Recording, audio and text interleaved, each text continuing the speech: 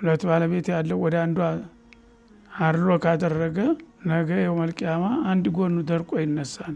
ሌላ ባል አግብታ ምናልባት ከሱ ጋር ሳትስማማ ቀርታ ከተመለሰች እንደ አዲስ ሊጋቡ ይችላሉ። እዳ ውስጥም ያለሁኝ አሉ በነፃ ከመራብ የረመዳን የቀዷ ጾምን የፈጅር ወቅት ካለፈ በኋላ በቀን ላይ ንያ ማድረግ እችላለሁኝ ወይ? መቃብር ላይ ያሲን ተባረክም ሆነ ማንኛውንም ቁርአን ቅሩ ብለው አላዘዙም አልቀርሙም እንጂ ለዘመናት የቆየ ቢድዓ በአንድ ቀን አፈርሰዋለሁ ብትል ጦርነት ውስጥ ነው የምትገባው ማለት ነው። ሀታ በአንድ በኩል እንኳን ሰላም አለይኩም ሲል መነሳት የለብንም። በቀጥታ ሁለቱም ሰላምታ ሲያበቃ ነው መነሳት ያለብን ማለት ነው። ሱናው ራሱ ያለ ቦታውና ያለ ሁኔታው ሲሆን ወደ ቢድዓ ይለወጣል። وما أرسلنا قبلك إلا رجالا نوحي إليهم فاسألوا أهل الذكر إن كنتم لا تعلمون. بسم الله الرحمن الرحيم. الحمد لله رب العالمين والصلاة والسلام على أشرف خلق نبينا محمد وعلى آله وأصحابه ومن تبعهم بإحسان إلى يوم الدين. ما بعد ودنا تكبراتشو يا أفريكا تلفزيون تملكاتوቻችን ሰኞ ዕለት ወደ እናንተ የሚደርሰው የአልፈታዋ ፕሮግራማችን ዛሬም ከወዱ ሼኻችን ጋራ ተገናኝተናል ጀምረናል ማለት ነው። ከዚህ ቀደም እንደምታደርጉት ስክሪን ላይ ባለው ስልክ ቁጥር እየደወላችሁ መጠየቅ ትችላላችሁ። በተቻለ መጠን አጠርና ግልጽ አድርጋችሁ ለማቅረብ ትሞክራላችሁ ማለት ነው ኢንሻአላህ። ሼኺ አህለን ወሰህለን ኢንሻአላህ መርሐባን። የመጀመሪያ ጥያቄ ከመጠየቃችን በፊት መስመር ላይ አለን። ሄሎ ሰላም አለይኩም። ወአለይኩም ሰላም ወራህመቱላሂ ወበረካቱ። አህለን ወሰህለን። እንዴት ናችሁ ሼኽ? ሰላም ናችሁ? ሰላም አልሐምዱሊላህ። እንደምን አላችሁ? አላህ ሰላማኩም በኸይር። መርሐባ። ጥያቄ ነበረኝ። እሺ ከባለቤቴ ጋር ተጣልቼ እሺ እሷም ፍታኝ ስትል እኔም በአንድ ጊዜ በሶስት ፈታውሽ አልኳት። ይሄ ጠላቅ ሶስት ይሆናል ወይስ አንድ ነው ለመመለስ? እሺ ብስሚላህ አልሐምዱሊላህ ወሰላቱ ወሰላሙ ዐላ ረሱሊላህ ሰለላሁ ዐለይሂ ወሰለም። መሰረቱ ይሄ አግባብ የሌለው አነጋገር ነው። ፍቺ ሶስት ነው ማለት በአንድ ጊዜ ሶስት ይፈታል ማለት አይደለም። አንድ ጊዜ ፈቶ ማሰቢያ ጊዜ እንዲኖረው ነው። ሰው በሚናደድበት ጊዜ በአንድ ጊዜ ራሱ መቆጣጠር ስለሚያቅተው አንዴ ከፈታ አለቀብህ ከተባለ ከባድ ነው። ለዛ ሲል ነው አላህ ሶስት ያደረገው እና ያ ዋናው ዓላማ ቀስ እያለ እያሰበ እንዲፈታ ነው። በአንድ ጊዜ በወፈፌነት መፍታት ትክክል አይደለም፣ ወንጀል ነው ራሱ። እንደ ሶስቱን ማለት አይገባም ማለት ነው። ለመጨረስ እንኳን ከፈለገ አንድ ሰው ዛሬ ያው በአጋጣሚ ተተጋጩ አንድ ፍቻ ወርጃለሁ ይላል። ከዛ ደግሞ ቆይቶ በሌላ ጊዜ እንደዚሁ ታጋጠማቸው አሁን ፍቻ ወርጃለሁ ይላል። እንዲህ እያለ ነው የሚያልቀው እንጂ በአንድ ጊዜ ማጨድ አይቻልም። ያን ማድረግ ወንጀል ነው ራሱ ነው፣ ተሱና ውጭ ነው። እና አዩሃ ነቢዩ ተጠለቅቱም ኒሳ ፈጠሊቁሁነ ሊዒደቲሂነ ይላል ቁርአን። ስትፈቷቸው መጀመሪያ ጥንቃቄ አድርጋችሁ፣ ሌላ ቀርቶ ደም እያለባቸው መፍታት ክልክል ነው። ጧሃራ ከሆነ የተጣጠበች በኋላ ከግንኙነት በፊት ነው አንድ ፍች የሚወረደው ማለት ነው። ግን ብዙዎቻችን ያው በዘልማድ ነው ስለምንጓዝ ሱናውን አናቅም። ካለስ ምን ይሆን ወደሚለው ስንመጣ ካለ አላህ ያለው አጠላቁ መረታኒ ፈኢምሳኩም ቢማዕሩፊን አው ተስሪሑን ቢኢሕሳን ነው የሚለው። የሚያማልሰው ፍች ሁለት ከአንድ እስከ ሁለት ያለ ፍች ነው። አንድ ጊዜ ፈታት መመለስ ይችላል። ሁለተኛ ፈታት በሌላ ጊዜ ማለት ነው ሳያከታተል አሁንም መመለስ ይችላል። ሶስተኛ ፈታት ፈኢምሳኩም ቢማዕሩፊን አው ተስሪሑን ቢኢሕሳን። ከሶስት በኋላ ሶስቱ አንድ ቀርቶት ከሆነ አንዲት ስለቀረች በጥንቃቄ በሰላም መያዝ አለበት፣ ወይም ወስኖ ከሆነ ማሰናበት አለበት ይላል። ፈኢን ጠለቃ ፈላ ተሒሉ ለሁ ሚን ባዕድ። ሶስተኛ ከፈታ ግን ከዛ በኋላ ሀላል ልትሆን አትችልም። لا فلا تحل لهم بعد حتى تنكح زوجا غيره ሌላ ባል አግብታ ምናልባት ከሱ ጋር ሳትስማማ ቀርታ ከተመለሰች እንደ አዲስ ሊጋቡ ይችላሉ እንጂ ከሶስት ፍች በኋላ ረጃቱ ማለትም አይቻልም አዲስ ኒካህ ማሰርም አይቻልም ሌላ ካላገባች ማለት ነው ይሄ ነበር ህጉ በመሰረቱ ማለት ነው ሰዎች ግን ዝም ብለው ተናድጄ ይላል በመሰረቱ ንዴት ፍችና ንዴት አይለያዩም ሰው ደስተኛ ሆኖ አይፈታም አነሰም አደገም በንዴት ጋር ተያይዞ ነው የሚወጣው ፍች የሚወጣው እና ቆንጆ ወድሻለሁ ፈትችሻለሁ ይባላል እና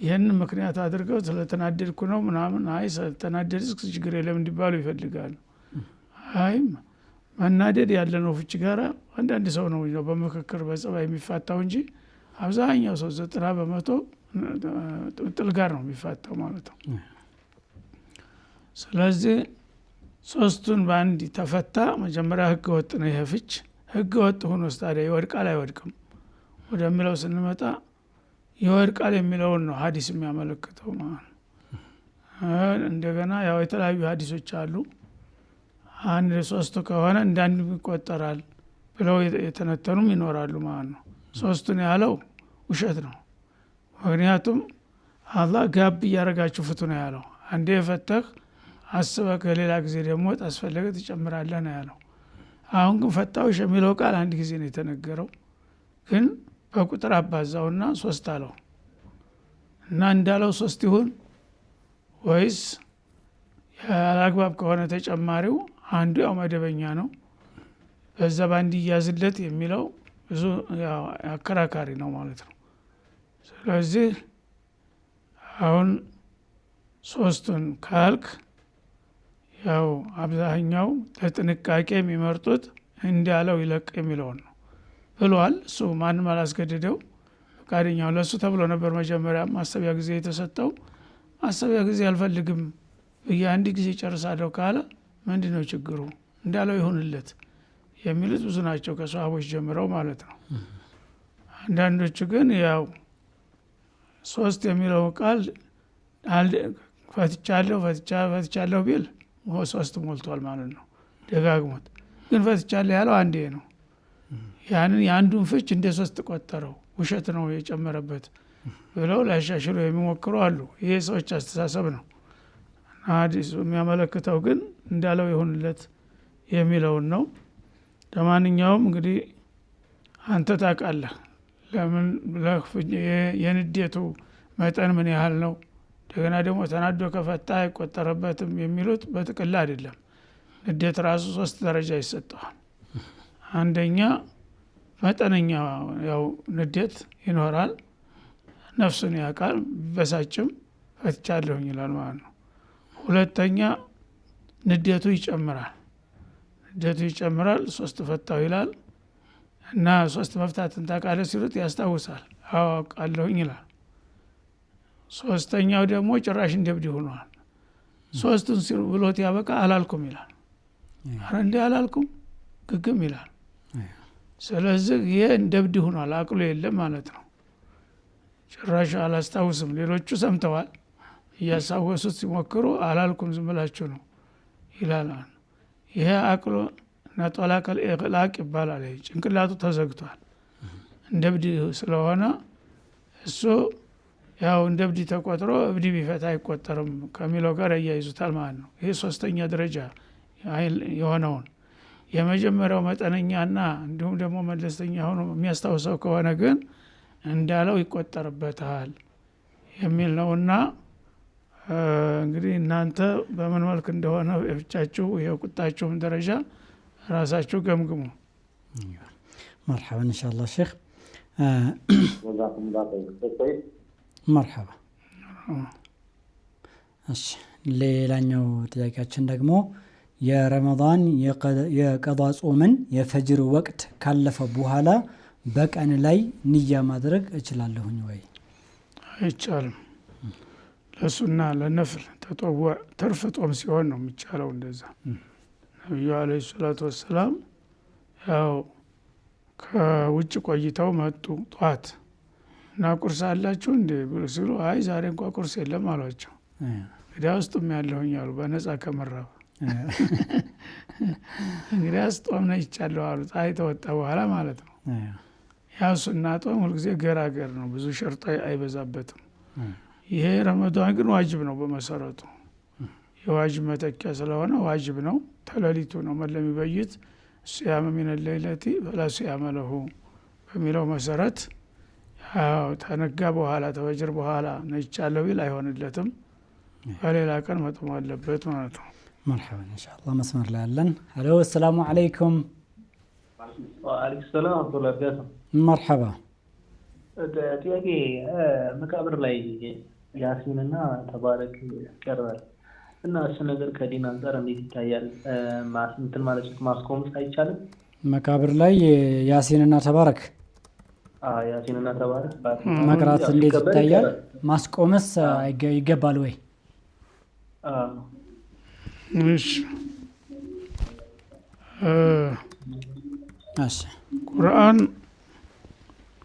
ቁርአን የወረደው አለይሂ ሰላቱ ወሰላም በነብዩ ላይ ነው። በእና በቁርአን ምን ቦታ እንዴት መጠቀም እንዳለብን ያስተማሩትን በቃል በተግባር እሳቸው ናቸው። ስለዚህ መቅራት አለብን ቦታ በዋጅብ ደረጃም ቢሆን በሱና ደረጃም ቢሆን ግልጽ አድርገውታል። እና ፋቲሃ ለምሳሌ ሶላት ላይ ለሶላት ላይ ፋቲሃቱል ኪታብ ቁርአን ፋቲሃ አልተቀራ ሶላት ብሰግድ ፈርድም ሱናም አይቆጠርም ተብሏል። ጥብቅ ነው፣ ግዴታ ነው፣ አማራጭ የለም ማለት ነው። ከዛ በኋላ ያው ለተአቡድ አንድ ሰው በሶላቱም ውስጥ ይሁን ከሶላቱም ውጭ ይሁን ቁርአን በቀራ ቁጥር 10 ሐሰናት አንዱ ፊደል 10 ሐሰናት ይጻፍለታል ተብሏል። ይሄም ትልቅ ያው የቁርአን ትሩፋት ነው ማለት ነው። ከዛ በኋላ ግን እሳቸው ባልፈቀዱትና ባልሰሩት ባላደረጉት ቦታና ሁኔታ ላይ ስናውለው ወደ ቢድዓ ይለወጣል ማለት ነው። እና ማንኛውም ነገር ሰዎች ቢድዓ የሚሉት እንደው መጀመሪያ አንድ ነገር ተነስቶ ተመሬት ዝም ብሎ ከሰራ ብቻ ነው ቢድዓ የሚሉት። ሱናው ራሱ ያለ ቦታውና ያለ ሁኔታው ሲሆን ወደ ቢድዓ ይለወጣል። 3 ወይም 6 ዘርፍ አለው ቢድዓ የሚባለው ነገር ማለት ነው። ለምሳሌ ወደ ቤት ስገባ ቢስሚላህ ብዬ ገባለሁኝ። ስወጣ አላሁመ ፍታህ ሊ አብዋበ ረሕመቲከ እላለሁኝ። መስጂድ ስገባም እንደዛው የራሱ ዱዓ አለው። ሽንት ቤት ሲገባ ዱዓ አለ አይደለም? አዑዙ ቢላሂ ሚነል ኹብሲ ወል ኸባኢስ ትላለህ። ግንኙነት ሲደረግ የሚባል ዱዓ አለ። ሁሉ ቦታው ጋር ተያይዞ ነው የሚመጣው ማለት ነው። ስለዚህ ዱዓ ነው ብለህ ዝም ብለህ አንተ ሽንት ቤት ስትገባ የምትለውን ዱዓ ቤት ስትገባ ብትል አይሆንም ማለት ነው። ቢድዓ ነው፣ ቦታውን አፋለስከው ማለት ነው። እንዲሁም ደግሞ ባልታዘዘው ቦታ ላይ ታዋልከውም እንደዛው ነው ማለት ነው። ስለዚህ ይሄንን መለየት መቻል አለብን። ወደ ዋናው ጥያቄ መልስ እንመጣ። መቃብር ላይ ያሲን ተባረክም ሆነ ማንኛውንም ቁርአን ቅሩ ብለው አላዘዙም፣ አልቀርሙም። ማንም ማስረጃ ሊያመጣ አይችልም በዚህ ማለት ነው። ሁሉ መዛሂቦች ሁሉ ይስማማሉ። እና ከጊዜ በኋላ አንዳንድ ሰዎች በራሳቸው አስተያየት ያው ቁርአን በረካ አለውና እንቅራለት በሚል በራሳቸው ነው የጀመሩት ማለት ነው። ከዛ በኋላ ቢድዓ ነገር ከተጀመረች ሸይጣን ከጀርባ ስላለ ያስፋፋታል፣ ተሱና የበለጠ እየሰፋ ይሄዳል ማለት ነው። እና ያሲን ማቁሪያ ለሁ የሚል ሐዲስ አለ። ሐዲሱም ضعيف ነው። ያንን እንደመነሻ እንደማስረጃ ያደርጉታል ማለት ነው። እና ያሲን እንደማንኛውም የቁርአን ሱራ ነው። እና የሐዲሱ ራሱ በቂ አይደለም ማለት ነው። እና መቃብር ላይ መቅራቱ ደግሞ በቀጥታ የለየለት ቢድዓ ነው። ምክንያቱም ቁርአንንም ማርከስ ነው እዛ ቦታ ላይ ያለ ቦታው ላይ መቅራት ማለት ነው። እንደገና ያሲን ያለ ዛቻ ስለ ጥፋተኞች ከባድ ዛቻ አለበት። ሊዩንዚረ መን ካነ ሀየን ወይሂቀል ቀውሉ ዐለል ካፊሪን ይላል። ቁርአን የወረደው በህይወቱ ላለ ሰው ማስጠንቀቂያ ነው፣ መመሪያ ነው እንጂ ሙታን አስከሬን ላይ የሚነበብ ዜማ አይደለም ይላል ራሱ። ስለዚህ እዛ ላይ መቅራት በተለምዶ ነው። በእኛ ሀገር ብቻ ሳይሆን በተለይ በአፍሪካ ሀገር በብዛት ይበዛል። በምስራቅ ዓለሙ እንደዛው አለ ይቀራል ማለት ነው። ግን ሁሉም መዝሃቦች ያሲን መቀራት አለበት የሚል እንኳን ኺላፍ የላቸውም። ያሲን ለማንኛውም ሱራ በፈለከው ሰዓት ልትቀራው ትችላለህ። ተባረከንም ቁልሁላህ አሐድ ማንኛውንም ነገር መቃብር ላይ ቅሩ የሚል የለም። በሙታን ላይ አስከሬን ሲሰገድ ብቻ ነው ፋቲሃ የሚቀራው። ይሄ መሽሩዕ ነው ማለት ነው።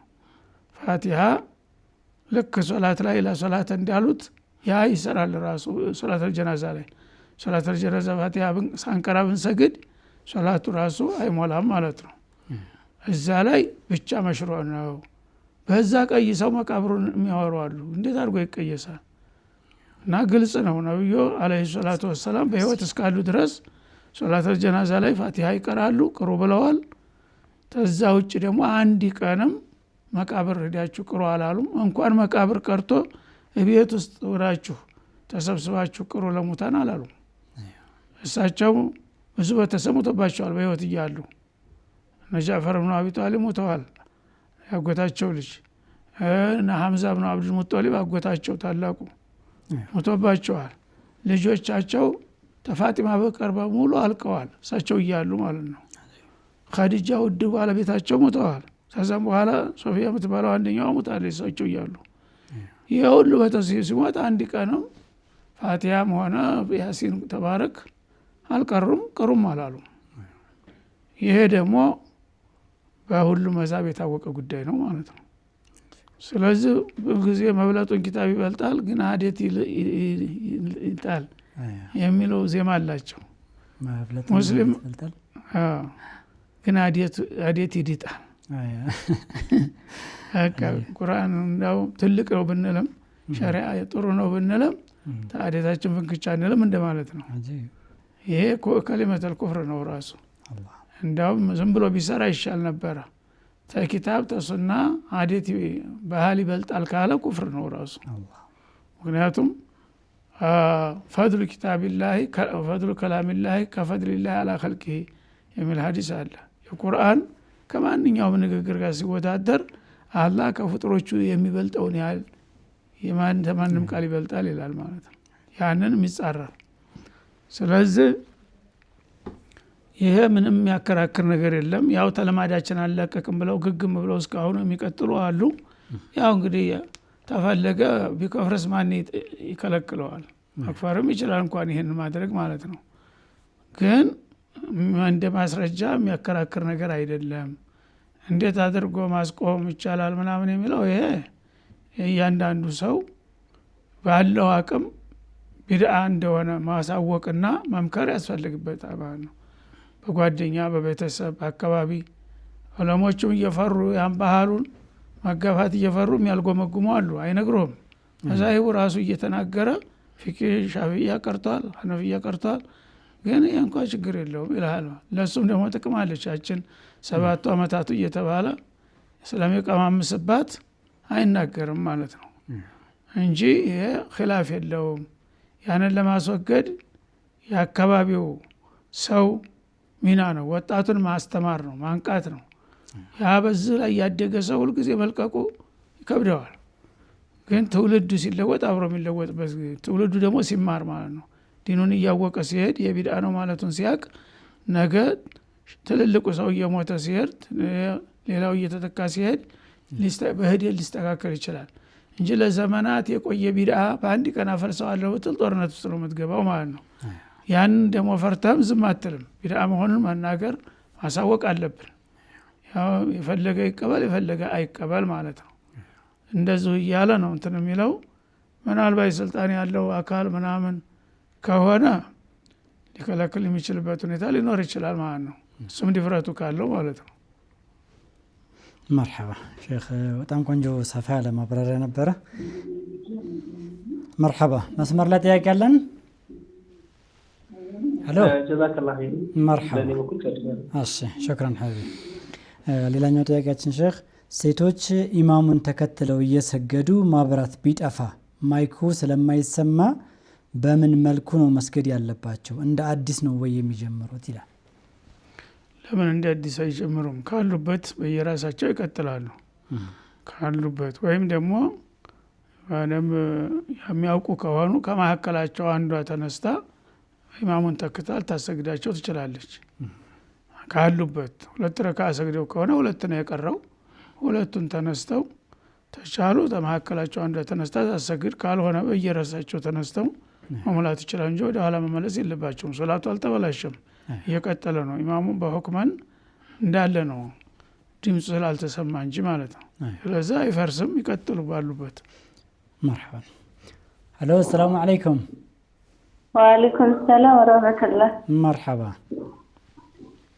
ጥያቄ ከባለቤቴ ጋር ተለያይቼ ነበረ ለአንድ አመት ከአንድ ወር ነው ምናምን እሺ አንድ አመት ከአንድ ወር አካባቢ ተለያይተሽ ነበረ ከዛ መማለስ ፈለግንና ቃዲ ናቸው አሉኝ በጣም ብዙ ያሰሩ ናቸው ምናምን ብለውኝ እኔ ያባቱ ግን ምንም የለኝምና ራሴን በራስሽ ማሰር ነው ለቃዲው ወክለሽ ይታለሽ ሲሉኝ እንደዛ አርጌ ታሰርኩኝ ማለት ነው በኋላ ላይ ግን ጓደኛዬን ሳወራት ይሄ ኒካ ግን እንዴት ነው እዛው ሸሪዓ ፍርድ ቤት ካልሄድሽ አይቻልም ምናምን አለችኝና እንዴት ታያል ነው ቃዲ የምትሉት መደበኛ ቃዲ መንግስት የታወቀ ነው ወይስ ምላቸው የመንደር ቃልች የሰፈር የአንድ ሰፈር ለምሳሌ የት ነው ወረገኖ ነው የሚባለው ሰፈሩ ሰቦሊ ጀርባ ያለ ነው የሰፈሩ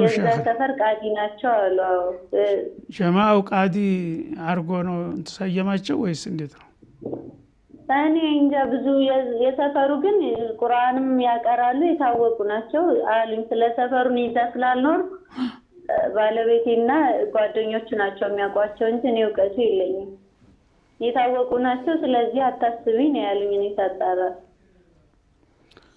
ቋን ቃዲ የሚባለው ለምሳሌ በየወረዳው ሸሪዓ ፍርድ ቤት የወከለው ሰው አለ ሸሪዓ ፍርድ ቤት እዛ አዲስ አበባ ላይ ያው ፌደራል ቃዲ አለ ይሄ በየክልሉ በየዞኑ በየወረዳው እንዳስፈላጊነቱ ወኪሎች አሏቸው መንግስት ራሱ የሚያቃቸው ደሞዝ የሚከፈላቸው ማለት ነው በዛ ከሆነ ችግር የለም ቀጥታ በተሰብ ለሌለው ሰው ይሄን ሊያስተናግዱ ነው የተሰየሙት መጀመሪያ ዝም ብሎ በራሱ ቁርአን ስላቀራ ብቻ ከሆነ ወይ በተሰብ መወከል አለበት እሱን ወይም ደግሞ ዘመድ መሆን አለበት ራሱ ከዛ ውጭ ከሆነ ግን ቃዲ ጋር መሄድ ነው የነበረባቸው ማለት ነው ሰዎች በተለምዶ ዝም ብለው ሸገሌ ያለኮ በቃ ይርሰረው ይባላል ማለት ነው ያ ሸገሌ ውክልና ተለለው ዘመድ ካልሆነ የማንንም ልጅ መዳር ስልጣን የለውም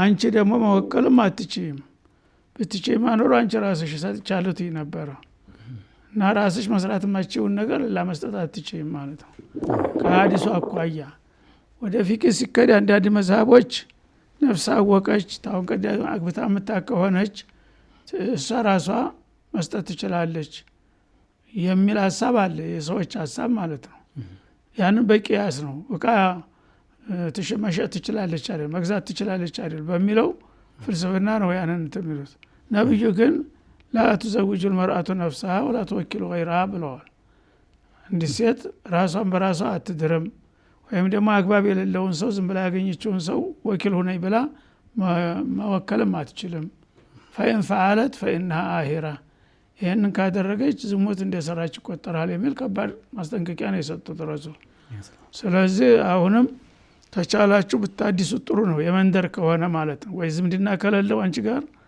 ወይም ደግሞ ያንቺ ወገን የሆነ ሰው ታልወከለው ብታዲሱ የተሻለ ነው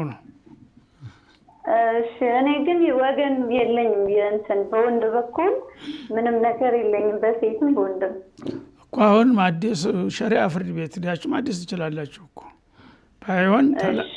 ባይሆን ተለያይታችሁ ሳትገናኙ ቢያንስ አንድ ደም አሳልፈሽ እስከምትጠሪ ድረስ ተለያይታችሁ ትቆያላችሁ ግንኙነት አቁማችሁ ማለት ነው ከዛ በኋላ ሸሪዓ ፍርድ ቤት ዳችሁ እንደ አዲስ ያስረላችኋል እሺ ጀዛከላህ ወያኪ መርሐባን ቁርአን መቅራት ሲጀመር ሁሉ ጊዜ በሱረቱል ፋቲሃ መጀመር ግዴታ ነው ወይ ሁሉ ጊዜ ግዴታ ነው ይሄ ምንም ማያጠራጥር ማያከራከር ሙተፈቅ አለይ ሁሉም መዛሂብ እዚህ ነው የሚሄዱት ማለት ነው ላ ሶላተ ኢላ ቢፋቲሃቲል ኪታብ ፋቲሃቲል ኪታብ ታልተቀራ ሶላት የለም ብለዋል ነብዩ አለይሂ ሰላቱ ወሰላም።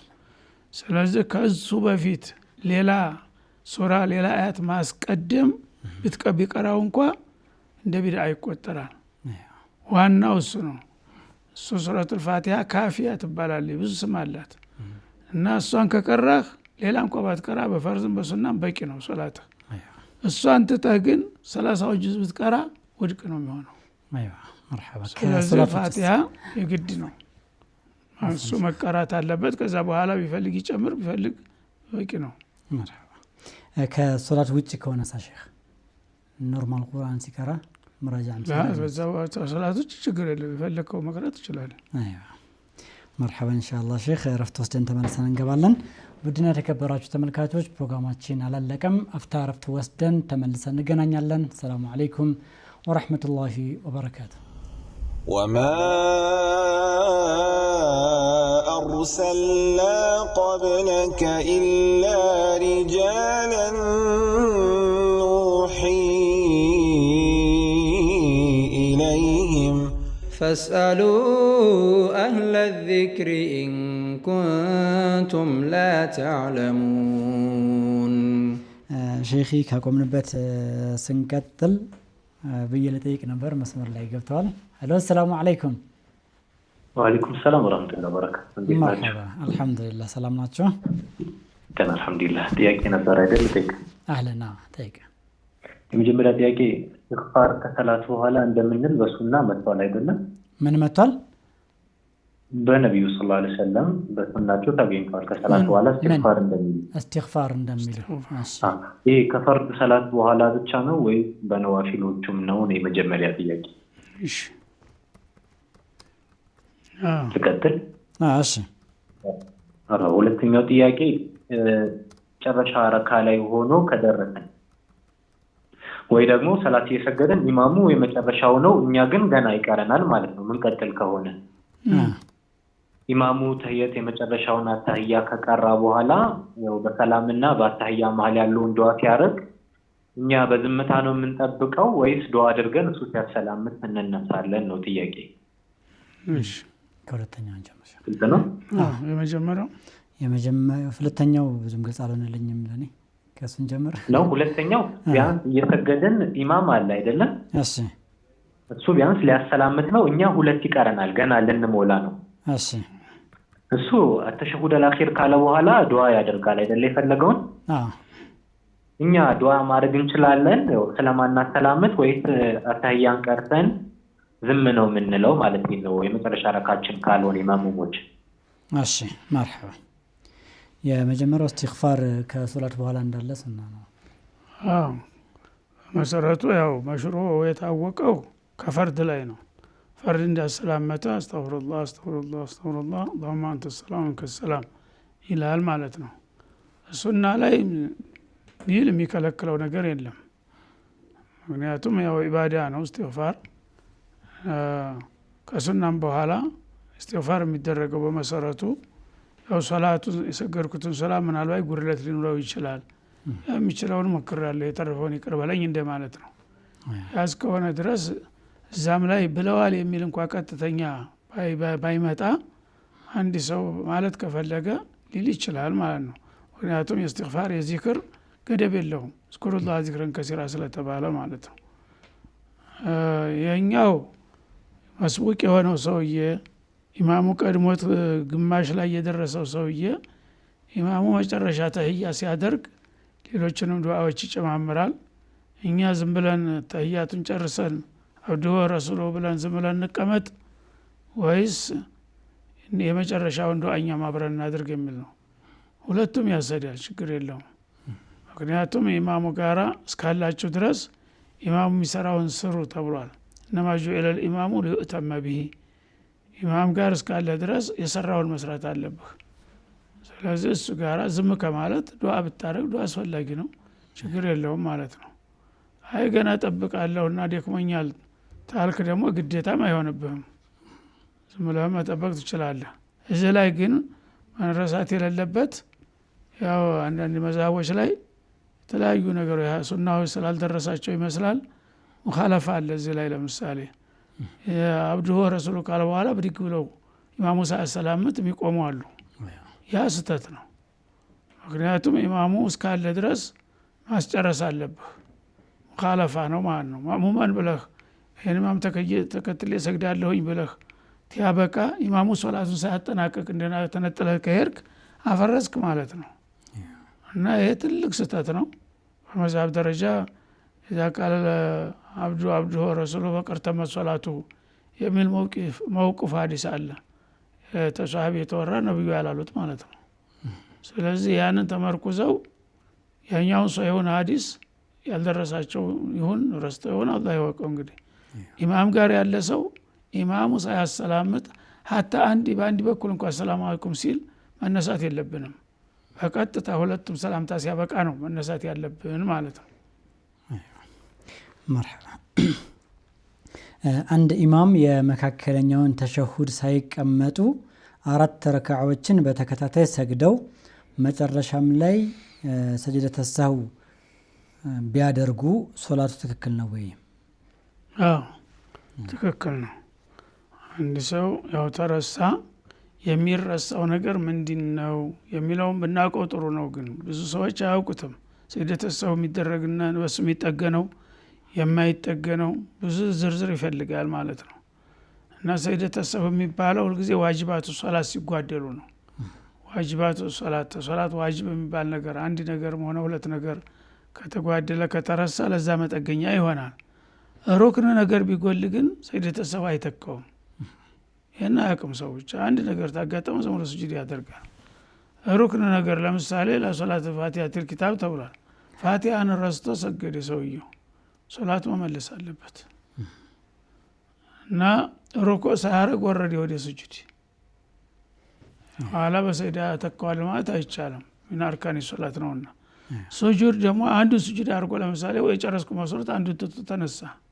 እዛው ከሆነ መለስ ብሎ ቶሎ በቅርብ ከሆነ አስገድ አለበት ከዚያው ታለፈ ተቆየ በኋላ ግን ያንን ረካ ውድቅ ያረጋውና ሌላ ረካ ይተካበታል በግሩ ሰው ሳያሰላምት ማለት ነው ለምሳሌ ፋቲሃን መጀመሪያ ረካ ሰግጄ ነበረ ሁለተኛው ረካ ላይ ፋቲሃን ሳልቀራ ሩኩዕ አደረኩኝ ወይም ደግሞ ሩኩዕ ሳራግ ስጁድ ወረድኩኝ አይደል ስጁድ እንደወረድኩኝ ገና መውረድ ላይ ያለሁኝ ግንባሬ መሬት ሳይነካ ትዝ ካለኝ መመለስ አለብኝ ተመልሼ ሩኩዕን አረጋለሁኝ ማለት ነው ስጁድ ካረኩ በኋላ ግን አልፏል ጊዜው ማለት ነው ስላለፈ ምን ማድረግ አለብኝ ያ ሩኩዕ የጎደለውን ረካ ውድቅ አረጋዋለሁ ሶላቱ አይፈርስም ልክ ሁለተኛው ረካ ላይ አልነበርኩም የተረሳው ሶስተኛ ስነሳ ያ ሁለተኛው ውድቅ ይሆንና አሁንም እነሳው ሁለት ይሆናል ማለት ነው ከዛ ቀጥላለሁኝ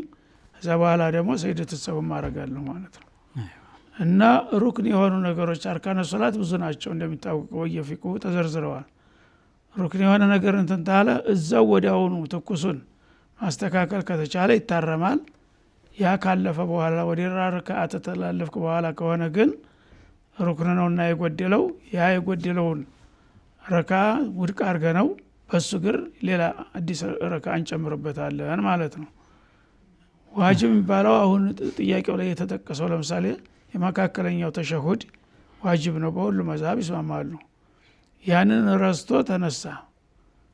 ተነስቶ ቀጥ ብሎ ከመቆሙ በፊት ከሆነ ይመለሳል አሁን ደግሞ ጎብደድ እንዳለ ተመሬት እንደተነሳ ተስተካክሎ ሳይቆም ከሆነ ይመለሳል ከቆመ በኋላ ግን መመለስ አይቻልም ምክንያቱም ያ ጊዜው አልፎታል ማለት ነው ሌላ ሩክን ውስጥ ገብተሃል ቂያም ሩክን ነው ራሱ እና ተቆምክ በኋላ ከሆነ ምን ታረጋለህ አሁን የተተወው ዋጅብ ነገር ነው ሩክን አይደለም ያን ዋጅብ መጨረሻ ላይ በሰይደተ ሰህው ተጠቀዋለህ ይሄ ነብዩም አጋጥሟቸዋል በተደጋጋሚ ሰይደተ ሸሁድ አውል ረስተው ተነሱ ሰዎች ተንጫጩ ሱብሃንአላህ ምናምን ብለው ግን እሳቸው ተቆሙ በኋላ ስለሆነ አልተመለሱም ባሉበት ቀጠሉ ሁሉም ያው ልኩን ሲፈጅ ተነሳ በግዱ ማለት ነው በኋላ እንዴት ነው ሲሉ መጨረሻ ላይ ሰይደተ ሰህው አደረጉ በዚህ ይጠገናል አሏቸው ማለት ነው። ለምን ዋጅብ ስለሆነ። ሩክን ላይ ግን ጥንቃቄ ማድረግ አለብን ነው። مرحبا شيخ ሌላኛው ባል مرحبا መስመር ላይ ያለን الو الو مرحبا السلام عليكم وعليكم السلام ورحمة الله ጥያቄ ነበረኝ። እሺ ወርቅ በወርቅ ዙሪያ ነው የሚለበስ ወርቅ ዘካ ይወጣለታል ወይ? ዘካ ደግሞ ሲወጣ በየአመቱ እንደ ገንዘብ ነው የሚወጣለት? አንድ ጊዜ ወጥቶ ነው የሚበቃው ነው አንደኛው ጥያቄ። ብዛቱ ምን ያህል ነው ወርቁ? ብዛቱን አላውቀውም ግን የሚለበስ ነው። መጀመሪያም ለመለበስ ተብሎ ነው የተገዛው? አዎ ምንም ይለበሳል፣ ለመለበስም ነው የተገዛው። አንዳንድ ሰዎች ለገንዘብ ማስቀመጫ እያሉ ዝም ብሎ በብዛት እየሰበሰቡ ያስቀምጣሉ። የሚለበስ ከሆነ ተቀያሪ እንኳን ቢሆን ያው ሁልጊዜ የሚለበስ እየተቀያየረም የሚለበስ ከሆነ ግዴታ በየጊዜው በየአመቱ አይኖርበትም። ቢያንስ ግን አንድ ጊዜ አሳስበሽ አስመዝነሽ አንድ ጊዜ መስጠቱ ይመረጣል ማለት ነው። ምክንያቱም በየአመቱ ተተባለ እየተሸጠ ያልቃል ዘካ ማለት ነው። የሚለበስ ከሆነ በልብስ መጀመሪያውንም ዘካ የለም። ግን አንድ ሐዲስ ስላለ ወርቅ ልጇን አልብሳ ህፃን ልጅ እንደ አምባር ነገር አድርጋ መጣይ ነብዩ ጋር እና ይህን ነገር ልጅቷ ያለበሻትን ሞቅ ያለ ነው መጠኑ፣ ዘካውን ከፍለሻል አሏት። አታቅም ነበር እሷ። እንዴ ይህም ዘካ አለበት እንዴ? ኧረ አልከፈልኩም አለች። ኧረ ታዲያ በዚህ ልክ በዚህ አምባር አይነት የእሳት አምባር ቢተካ ቢደረግልሽ ተወጃለሽ አሏት። ኧረ አልፈልግም ብላ አውጥታ ወረወረችው። እንኳን ዘካውን ጨርሳችሁ ሰዱት አልፈልግም አይደንግጣ ማለት ነው። አይ እንደዛ አይደለም የተወሰነ ፐርሰንት ክፈይ ማለት ነው ብለው እንትን አሏት። ስለዚህ ይሄ ሐዲስ ስላለ ጭራሹን አይከፈልም አይባልም፣ በተለይ በዛ ያለ ሲሆን ማለት ነው። አንዳንዶቹ ለምሳሌ ወትሮ አምባር የሚባል ነበረ፣ አንገት ላይ የሚደረግ ትልቅ እንትን ነበረ። ያ ብዙ ዋጋ የሚያወጣ ነው። በተለይ ደግሞ በተቀያያሪ መልክ 3-4 ጠቆም ካለ ብዙ ነው ማለት ነው። ያንን አንድ ጊዜ ምክንያቱም በየጊዜው አውጭ አላሏትም ሴትዮዋንም አንድ ጊዜ አስመዝኖ ዘካ መጠን ደርሶ ከሆነ ማለት ነው ክብደቱ ዘካ የሚያስጠይቅ ደረጃ ደርሶ ከሆነ አንድ ጊዜ ከከፈለች በቂ ነው የሚለውን ይመርጣሉ ብዙ ሰዎች ማለት ነው። መርሐባ እሺ ሌላኛው ደግሞ ሰላት ሲሰገድ ሱና ሰላት ባዲያ ሲሰገድ መስጊድ ላይ ቦታ መቀያየር ግዴታ ነው ወይ? በመስጊድ ብቻ ነው? ቤት ሲሆን ቦታ ቀይሮ ነው የሚሰገደው? ሱና ሰላት በዛው ቦታ ነው የሚቀጠለው? ቦታ አመች ከሆነ ሌላን ሰው የማያስቸግር ከሆነ መቀየሩ ይወደዳል። ምክንያቱም የሰገድኩበት ቦታ ይመሰክራል፣ ብዙ ምስክር እንዲኖረው። ያው ከመስጂድም ሆነ ከቤትም ሆነ ሰዎች በቀላሉ መቀያየር የሚችሉ ከሆነ ይመረጣል ማለት ነው። ዋጅብ ግን አይደለም፣ እዛ ባለበት መስገድ ይቻላል። መርሐባ ወያኪ መርሐባን። ባል ሚስቱን ለ2 አመት ያህል ያለምንም ምክንያት ጥሏት ሌላኛዋ ሚስቱ ጋር ብቻ ቢቀመጥ ሚስቱ ምን ማድረግ አለባት የሚል። ይህ ከባድ ወንጀል ነው። እንኳን 2 አመት ቀርቶ ያለ ተራ አንድ ቀን 2 ቀን እንኳን ማዛባት ከባድ ዛቻ ነው የተዛተበት ማለት ነው። 2 ባለቤት ያለው ወደ አንዷ አድሮ ካደረገ ነገ የውመል ቂያማ አንድ ጎኑ ደርቆ ይነሳል የሚል ሐዲስ አለ ማለት ነው። እና ታገባ አንድ ሰው ያ ተራቸው መብታቸውን ጠብቆ እንትን ማለት አለበት። አንዷ ፈቃደኛ ሆና በራሷ ፈቃድ ከሰጠች ይቻላል። አፉ ብያለሁ እኔ ችግር የለውም ለገሊት አድርግላት ወይም ግማሽ ወይም የፈለገችውን ያህል ለሷ ጨምርላት ታለችው ችግር የለም። ግን እሷ መብቷን የምትፈልግ ከሆነች ያለ ፈቃዷ ወይም ደግሞ አስገዳጅ ነገር ሳያጋጥም 2 አመት ቀርቶ 2 ሳምንት መቀመጥ የለበትም 2 ቀን መቀመጥ የለበትም ምክንያቱም ሐቋ ነው እሷ በፍቃዷ ካልተወች በስተቀር እሱን አንዷን ስለወደደ ወይም አንዷ አሮጊት ስለሆነች በራሱ ዝም ብሎ መወሰን አይችልም ይሄንን የማይጠብቅ ከሆነ መጀመሪያ ማግባትም አይፈቀድለትም ሁሉንም መብት በአስተዳደር ደረጃ ለምግባቸው ለመጠጣቸው እኩል ማድረግ አለበት በሚችለው መጠን ማለት ነው እና በአስተዳደርም እንደዛው ነው مرحبا መስመር ላይ ያለን ሄሎ ሰላም አለይኩም ወአለይኩም ሰላም ወራህመቱላሂ ወበረካቱሁ አልহামዱሊላህ مرحبا የዚህ በመጀመሪያው የቱ ጋር ነው ማለት በጆሮ በኩል ብዙ ጊዜ ፀጉር ቤት እስከ ጆሮ ግንባሽ ድረስ ያነሳሉ ይቆርጣሉ አንዳንድ ሰዎች ታይና የፀጉር ስታይል ነው ከላፈል ካልሆነ የፀጉር ስታይል ነው እዚህ ጋር እንደዚህ ቆረጥ የሚያደርጉት በቀኝና በግራ አይ ቲም በሱና ራሱ እኩል አድርገው ተቆርጠው ፀጉራቸውን ቲም መጀመሪያው ጆሮ ግማሽ ድረስ ትንሽ የሚያነሱት አሉ ፀጉር ቤት ከግለሰብም አይቻለውና ምናልባት በነስ የመጣ ነገር አለ ወይ መጀመሪያ የጆሮ መጀመሪያ ቢዬ ነው ጺማቸው መጀመሪያ ጥያቄ مرحبا ይሄንን እናስቀድምና ጠይቃለን ኢንሻአላህ ፀጉራቸውን ኖርማል ቆረጡና ጺማቸውን ግን እስከ ጆሮ ግማሽ ድረስ የሚቆረጡት አይቻለውና በነስ ይሄ ነገር አለ ወይ ይፈቀዳል ወይ ነው የለም ጺም የተባለ ነገር በሙሉ ተው ነው ያሉት ጺም አፉልሃ ወህሱ الشوارب ولا تتشبهوا باليهود የሚል ሐዲስ ነው የመጣው ማለት ነው ጺም ያላችሁ ሰዎች ጺማቸውን ተንከባከቡት ጠብሮ እንዲበዛ አድርጉት እንዲዳብር አድርጉት ቀርሞ ቀመስን ግን በአፍንጫና በላይኛው ከንፈር መካከል ያለችውን እሷን ላጯት አስወግዷት ነው ያሉት ማለት ነው እንደገና ወላ ተተሸበው ቢልኩፋር ወላ ተተሸበው ቢልይሁድ የሚል ሪዋያ አለ ይሄን ከዚህ ተቃራኒ ከሄዳቸው አንዳንዶቹ ጢሙ ሙልጭ አድርጎ እንትን ይልና አፍንጫውን ስር ያለውን ይተዋል ጭራሽ በቀጥታ ይሄ ሙሐረበተ ሱና ይባላል ማለት ነው ተቃራኒውን እንዳትነካ የተባለውን ይላጫል ላጭ የተባለውን ያሳድጋል ማለት ነው ከዛ በኋላ በሪዝም ደረጃ በጎንና በጎን ያለውንም ሙሉውን የጢም አካል ነው የሚባለውን መተው አለበት ማለት ነው ተቀነሰ ምናልባት እንግዲህ አንዳንዱ ነፍሱን ማስጨነፍ አቅቶት ትንሽ ውበት ምናምን እንትላል በሚል ዝቅ ሊያረገው ይችላል ዝቅ ታረገው በዛው መጠን ሱናውን አጉድሏል ማለት ነው በተረፈው ያው ቢያከብርም ስላጎደለ ሙሉውን አጅር ያገኝም ማለት ነው ሙኻለፋ አለው مرحبا ሁለተኛው ጥያቄ ሐቢቢ ሁለተኛ እጮኛ ነበረች ቤተሰቧን የጠየኩት ስለዚህ ካህና ጊዜ እየጠበቅን ነው ኒካሁ ቅርብ ነው አላህ ካለ ግን ያው ልጅቷ ጅልባብ ነው የምታደርገው ይላይም ጠንካራና ግን እኔ ስናደርግም ይሁን አሁንም ቢሆን ኒቃ ብታደርጊ ደስ ይለኛል ግን አላስገድድም ብያት ነበርና ያው በራሷ በፍላጎቷ ባላህ ፍላጎት ቀርባም ይሆናል ብያት ነበር ግን እርስዎ ምን ይመክሩኛል ብዬ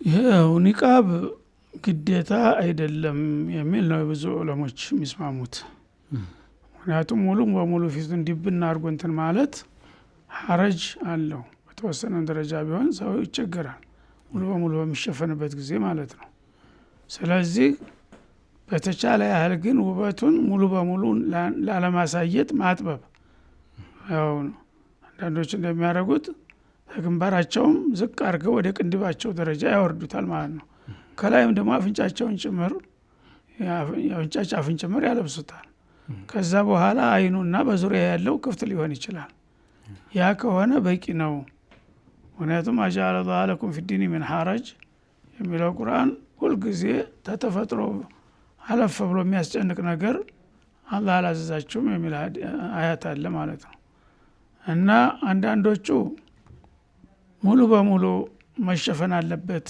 የሚለውን ይመርጣሉ እነሱ ምንድነው መሸፈን አለበት የተባለው ውበቱ እንዳይታይ ነው አጅነቢ ባዕድ የሆነ አካል እንዲያይ ነው የሰው ልጅ መልከኛ ነው መልካም አይደለም የሚባለው ፊቱ ላይ ነው እግሩ ወይም ወገቡ አይደለም እና መልከኛ መሆኑ ትኩረት የሚስበው ፊት ነው። ስለዚህ ፊት ከተገለጠ ሌላው ተራው ቦታ ተሸፍኖ ዋና የሚያጎመጀው ቦታ እንዴት ይፈቀዳል ከሚል አኳያ ነው ማለት ነው። ስለዚህ እንዳልከው የሚመረጠው ለቻለ ሰው ይሸፈን ጥሩ ነው። ማጥበብ ቢያንስ አይኑን አካባቢ አይናን አካባቢ ክፍት ይሁን፣ እዛ አፍንጫና ግንባር ድረስ ያለውን ቢባል እሱ የተሻለ ነው ማለት ነው። አይ ፊቴን መገለጥ አለብኝ ካለ ደግሞ ማስገደዱም ጥሩ አይደለም። መርሐባ ኸይር መልእክቱ ደርሷል ኢንሻአላህ። ባል አደንዛዥ እጽ የሚጠቀም ከሆነና ልጆች ከሌላቸው ሚስት ፍቺ መጠየቅ ትችላለች ወይ? ልጆች ቢኖርም እኮ ታልተመቻት መጠየቅ የሚከለክላት ነገር የለም። ልጅ ያለው አይፈታ ተብሏል። ስለዚህ ሰውየው አደንዛዥ እጽ የሚጠቀም ከሆነ መምከር ማስመከር ይኖርባታል። ለሱም ለጤንነቱም አይበጀውም፣ ለቤተሰብም በተለይም ደግሞ ለልጆቹ መጥፎ ነገር እሱን እያዩ ምሳሌ ያደርጉታል። ወደፊት አባታችንም ቃሚ ነው እንቅማለን፣ አባታችን አጫስ ነው እናጨሳለን። ጥሩ ነገሩን አይከተልም ሰው፣ መጥፎ ነገሩን ይወርሳል ብዙ ጊዜ። ስለዚህ ነገሩ ብሻው የሚባል አይደለም። አደንዛዥ እጽ የሚወስድ ሰው በጣም አደጋ ነው። በሂደቱ፣ በአካሉ፣ በጤንነቱ፣ በኢኮኖሚው፣ በአጠቃላይ ነገር ብዙ ችግሮች ነው ያሉት። እነዛ ነገሮች ለቤተሰቡ ንጽብራቁ ይተርፋቸዋል ማለት ነው። ስለዚህ ይሄ ነገር እንደ ቀላል ማየት የለበትም። ማስፈራራት፣ አንቺ መጀመሪያ መከሪው፣ ሌላ የሚሰማው ዘመድ ወዳጅም ካለ መከሩ ሊበይ። እምቢ ብሎ እየባሰበት ከሄደ ነገ ወደ ብደትም ሊሄድ ይችላል። ገንዘቡን ጨርሶ ሚስታቸውን የሚሸጡ አሉ። ሚስታቸውን አሲዘው እንደገና እንትን የሚሉ አሉ ማለት ነው። በእኛ ሀገር ቀላል ነው፣ ድሀ ሀገር ስለሆነ የዛ ደረጃ የለም። በሀብታም ሀገሮች እኮ ቁማርና አደንዛዥ እጽ የለመደ ሰው ሚሊነር የነበረ ሰው በአንዴ ተንኮታክቶ ባዶውን ይቀራል፣ እዳ በዳ ይሆናል። ያነ ሚስቱን አከራይቶ ያንን ለመኖር ይሞክራል ማለት ነው፣ ከራሱም አልፎ። እንደዛ ለመዘዝ ስላለው ነገሩ ቸል አይባልም። ጥረት አድርጊ፣ ምከሪው፣ አስመክሪው። አይ አልቀበልም ካለ ደግሞ አንቺ ውሳኔው በእጅሽ ነው። ያው መክሰስ ትችያለሽ፣ በሽማግሌም በቤተሰብም ፍች መጠየቅም ትችያለሽ። ይሄ ትልቅ ከባድ ነገር ስለሆነ አንቺ ነሽ የምትወስኘው ማለት ነው። መርሐባ ኢንሻአላህ ሼክ። ሌላኛው በቤተሰብ መካከል ወሬ በማመላለስ እና በሐሜት ቤትን የሚያፈርሱ ሰዎች እንዴት መያዝ ይቻላል? ዝምድናቸውን መቁረጥ ይፈቀዳል ወይ? እንደዚህ የሚያደርግ ይህ አይነት ባህሪ ያላቸው ሰዎች ያው ጸረ ማህበር ናቸው። ማህበረሰቡን አደጋ ላይ የሚጥሉ ናቸው። በተቻለ ያህል መመከር አለባቸው፣ ማስጠንቀቂያ መሰጠት አለባቸው። እምቢ ካሉ ደግሞ ዛቻ ማድረግ፣ እንዲህ እናደርጋለን በሚገባው ቋንቋ ማለት ነው። ምናልባት የእነሱን እርዳታ የሚፈልግ ከሆነ እንዲህ ካላርክ ይህን ነገር ካልተው ካንረዳህም ሊሉት ይችላሉ ማለት ነው። ወይም በማህበራዊ ህይወት አንተባበረም አንተ ጋራ ብለው ጫና ማድረግ ይችላሉ ማለት ነው። ቁርጥ አድርጎ ዝምድና ሙሉ በሙሉ እርግፍ አድርጎ መተው ግን አይገባም። ወንጀሉ የራሱ ነው፣ እሱ ነው የሚጠየቅበት።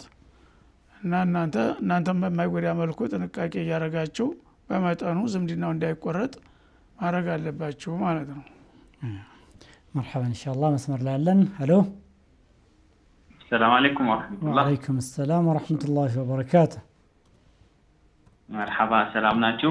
አልሐምዱሊላህ አልሐምዱሊላህ። መርሐባ። እንትን ሸዋል ጾም ላይ ከሰዓት በኋላ ጾሜን ልፍታ ብሎ ቢያወላውል እና በዛው ቢቀጥል ያን ጥርጣሬው ያስፈታል አያስፈታውም ጾሙ? ምክንያቱ ምንድን ነው? ልፍታ ያለበት ለሊት ስውር አልተመገበም።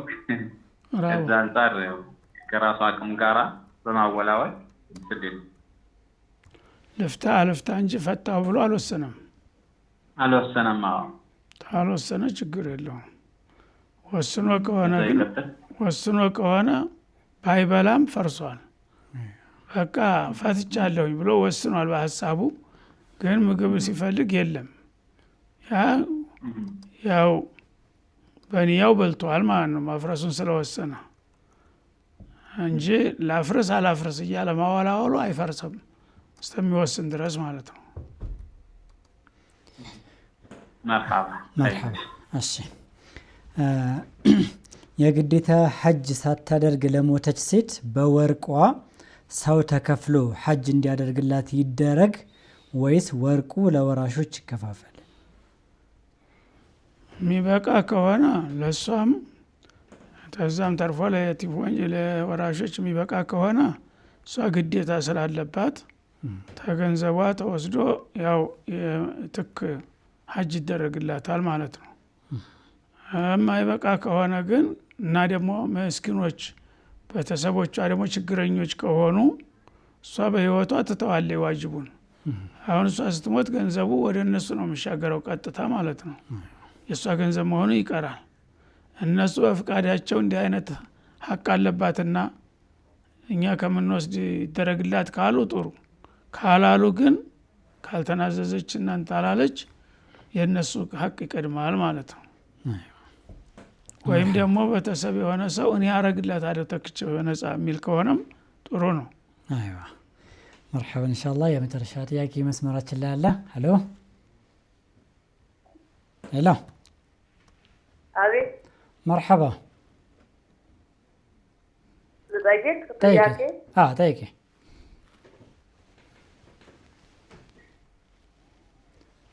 እየጠበቅን ነው። ጠይቄ። ሰላም አለይኩም። ወአለይኩም ሰላም ወራህመቱላህ። እንትን ጥያቄ ነበረኝ። እሺ ጠይቄ። ዘካተል ማል ረመዳን ማውጣት ይፈቀዳል ወይ ረመዳን ላይ ብቻ? ጥሩ ጥያቄ ጠየቅሽ። ብዙ ሰዎች እንደዚህ ይመስላቸዋል። ዘካተል ማል የተወሰነ የተገደበ ጊዜ የለም። በማንኛውም ጊዜ ዋጅቡ ካለብሽ ዘካው በማንኛውም ጊዜ እንጂ ረመዳን መጠበቅም የለብሽም። ምክንያቱም ሰዎች በየቀኑ ይራባሉ። አንቺ ረመዳን ብቻ ነው የምሰጠው ካልሽ አመት ሙሉ የነሱ ሀቅ አንቺ ጋር ያለ ተጠያቂ ትሆኛለሽ ማለት ነው። ማንኛውም ጊዜ ነው የሚሰጠው እንጂ ለዘካት የተገደበ ጊዜ የለም። ጾም ጊዜ አለው፣ ሶላት ጊዜ አለው፣ በየቀኑ የተለያዩ ጊዜያቶች አሉ። ሀጅም ጊዜ አለው፣ ራሱ የተወሰነ ወር ነው። ዘካ ግን የተወሰነ ጊዜ የለውም። አንቺ ነሽ የምትወስኚው ዘካን። ለምሳሌ ገና ዘካ ሲጀምሪ ዛሬ ለምሳሌ አሁን ወር መጨረሻ ሸዋል ነው አይደል? ሸዋል ላይ ከፈልኩኝ ዘንድሮ ገና ለመጀመሪያ ጊዜ። በሚቀጥለው አመት ሸዋል እስከሚደርስ አይወጅብኝም። ሸዋል እስከሚደርስ ድረስ ያው የለብኝም። በዛች በጀመርኩባት ቀን ስትደርስ ተሸዋል በኋላ እጠየቃለሁኝ ማለት ነው። ግን ቀድሜ እሰጣለሁ ካለ ደግሞ በፍቃዱ ቀድሞ መስጠት ይቻላል እንጂ ጊዜውን ማፋለስ የለብንም። ገና ረመዳን ይምጣ አይባልም። ያ የመጀመሪያ ዘካ የጀመርንበት ጊዜ በሞላ ቁጥር አመት በዞረ ቁጥር እዛ ላይ ነው መክፈል ያለብን ማለት ነው። እና ይፈቀዳ ሳይሆን ግዴታ ነው። በማንኛውም በዛ አንቺ መጀመሪያ በከፈልሽበት ጊዜ ያ ወር በመጣ ቁጥር በየአመቱ ትከፍል ያለሽ። ላስቀድም ካልሽ ግን ማስቀደም ይቻላል ማለት ነው። መርሐባ። ምን አለሽ እህታችን? አቤት። ማሳውን አምና ረመዳን ላይ ነበር ዘካውን አወጣ ነው። ዘንድሮ ደግሞ ሳናወጣ አለብንና አረፋ ባለው ማውጣት ይቻላል ማለት ነው። አሁኑ ዛሬውኑ አውጡ፣ ዛሬውኑ አውጡ። ላለፈው ጊዜ እስትግፋር ታደርጋላችሁ። አላህ ይቅር በለን አዘግይተናል። የሰውዲያ እንኳን ቀጠሮ ሲያልፍ እኮ ያስጠይቃል አይደል እንዴ? አንዲ ሰው ብድር ተበድሮ በሚቀጥለው ወር መጨረሻ እንትን አለ ያ ወር ሲደርስ ክፈለኝ እንጂ ቀጠሮ ደርሷል ይላል። አልከፍልም ካለ ወንጀለኛ ነው አይደል? መክሰስ ይቻላል። ምን ይላል? እንደዛ ነው። ስለዚህ አሁንም የአረፋንም መጠበቅ የለባችሁም። አሁኑ ያለውን አስባችሁ ክፈሉ። ያለፈው ወር አንድ ወር ነው። ያው እስትግፋር በማዘግየታችን አላህ ይቅር በለን በሉ። እሺ እስከ ስንት ብር ነው ግዴታ ነው? አሁን ቀደም ትከፍላላችሁ አይደል እንዴ? እንከፍላለን። ግን አንዳንድ ሰው ያው ብዙም ሰው ባለ ሱቅ ሸቀጥ ይሆንና አይወጣም ዘካና ግዴታ አይወጣብኝም ምናምን ትንሽ ነው ስራዬ ምናምን። አዎ ኮታ አለው የሚያስከፍል መጀመሪያ ለምሳሌ አንድ 85,000 ወርቅ 85 ግራም ወርቅ ሊገዛ የሚችል ገንዘብ ካለ ተለት ወጭ ተርፎ ማለት ነው።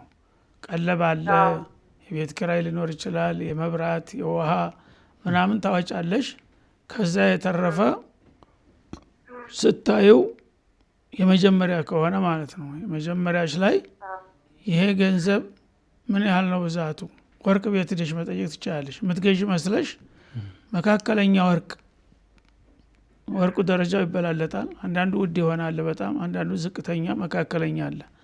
መካከለኛ ወርቅ እኔ 85 ግራም ክብደት ያህል ያለው ብገዛህ ስንት ነው ዋጋው ብለሽ ትጠይቂያለሽ። እነሱ ወዲያው ያውቁታል ሙያቸው ስለሆነ ወዲያው ያስቡና 85 ወርቅ መካከለኛ ደረጃ ይሄን ያህል ሺህ ያስፈልጋል ይልሻል። ለማረጋገጥ ደግሞ አንዳንዱ ሊያጋነን ስለሚችል ሌላም ቦታ ሄደሽ ትጠይቂያለሽ። ሌላም ቦታ አንድ 3 ቦታ ትሞክሪያለሽ። ከዛ መካከለኛውን ወስደሽ እዛ ደርሶ ከሆነ ያንቺ ዘንድ ያለው ገንዘብ ያንን ሊገዛ የሚችልበት ደረጃ ደርሶ ከሆነ ወጅቦበታል። ከዛ ያው በ102.2% እያሰብሽ በ40,000 ለምሳሌ 1,000 ይደርስበታል። 40,000 እያሰብሽ 1,000 ታደርጊያለሽ ማለት ነው። ሚሊዮንም ቢገባ በዛ ሂሳብ ትቀጥያለሽ ማለት ነው። ያ ሲመዘን 85 ግራም የማይገዛ ከሆነ ግን እንዳልሽው ያው ተለት አፍተጅ ነው። አንድ ነገሮች ቢመጣ አንድ ቀን ቢያመው ሐኪም ቤት ሄዶ ያልቃል ማለት ነው። አንድ ነገር ቢገዛበት ወዲያው ሊጠፋ ይችላል። ስለዚህ ተቀማጭ የሆነ ገንዘብ ነው የዕለት ወጭ የማያጠቃው ተቀማጭ የሆነ ገንዘብ የትም ሆነ ባንክም ሆነ ይሄ ገንዘብ ሁልጊዜ ተቀማጭ ነው የሚለው እዛ ደረጃ ደርሶ ከሆነ ትከፍያለሽ። ከዛ በታይ ከሆነ የለብሽም ነው። በሚቀጥለው አመት ያ ገንዘብ ሊጨምር ይችላል። የጭማሪው ጋር እያሰብሽ አብሮ ያድጋል ዘካውም ማለት ነው። ተዛ ይወርዳል ወይ ከስሮ ደግሞ ከነበረበት ፐርሰንት 85 ግራም በታች ከሆነ አሁንም ወደ ድህነት ተመልሷል፣ የለበትም ማለት ነው። መርሐባ ሰውከም ተቀርጧል፣ ምላሽም ደርሷል ይመስለኛል። ኢንሻአላህ ፕሮግራማችን እዚህ ጋር እናበቃለን። ውድና የተከበራችሁ ተመልካቾቻችን አልፈተዋ ፕሮግራም ይሄንን ይመስል ነበረ። ከቀሪ አፍሪካ ፕሮግራሞች ጋር እንተዋችኋለን። አሰላሙ አለይኩም ወራህመቱላሂ ወበረካቱ። وما أرسلنا قبلك إلا رجالا نوحي إليهم فاسألوا أهل الذكر إن كنتم لا تعلمون